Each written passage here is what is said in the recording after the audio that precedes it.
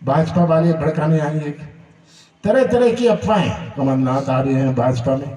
अरे कभी मैंने कहा मैं भाजपा में जा रहा हूँ? मैं क्या पागल हो जाऊँ? कुछ दिन पहले सियासी फिजाओं में जो हवा थी कि एमपी कांग्रेस के दिग्गज और इंदिरा गांधी के तीसरे बेटे के नाम से मशहूर कमलनाथ अपने बेटे के साथ दशकों से हाथ का साथ छोड़कर कमल थामने वाले थे, जिसने सियासी गलियारे में मानो भूचाल ला दिया था।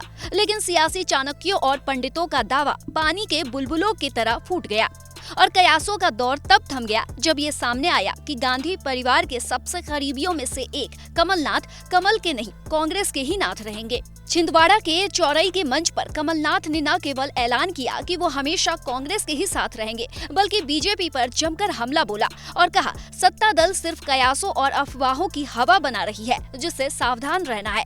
सुनिए कमलनाथ ने कैसे बीजेपी को आड़े हाथों लिया। भाजपा वाले भड़काने आएंगे, तरह तरह की अफवाहें। कमलनाथ आ रहे हैं भाजपा में। अरे कभी मैंने कहा मैं भाजपा में जा रहा हूँ? मैं क्या पागल हो जाऊँ? तो ये सब बातों से आपको सावधान रहना है। हमें अपने जिले का भविष्य सुरक्षित रखना है। लोकसभा का चुनाव आएगा, नकुल लड़ेगा। हालांकि कमलनाथ ने इस दौरान ये भी कहा कि बीजेपी काफी मजबूती से आगे बढ़ रही है, लेकिन वो भड़का भी रही है, अफवाह भी फैला रही है, जिससे लोगों को सावधान रहने की अपील भी की।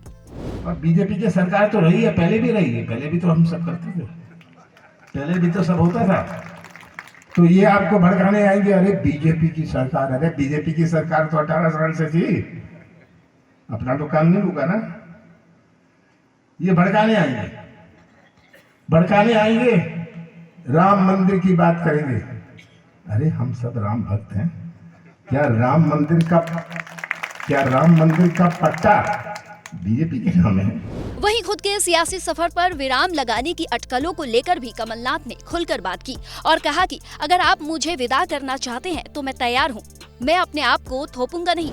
आपने इतने साल मुझे प्यारा विश्वास दिया, चाहें कि कमलनाथ को हम विदा करना चाहते हैं, ये तो आपकी मर्जी है। मैं विदा होने के लिए तैयार हूँ, मैं अपने आप को थोपना नहीं चाहता, ये तो आपकी मन मंशा की बात है। कमलनाथ के ताबड़तोड़ हमलों और बयानों से एक बात तो साफ है कि कांग्रेस के दिग्गज नेता कहीं नहीं जाने वाले और कांग्रेस में ही रहेंगे। साथ ही उन्होंने ये भी दावा किया कि बीजेपी सिर्फ अफवाहों का बाजार खड़ा कर रही है।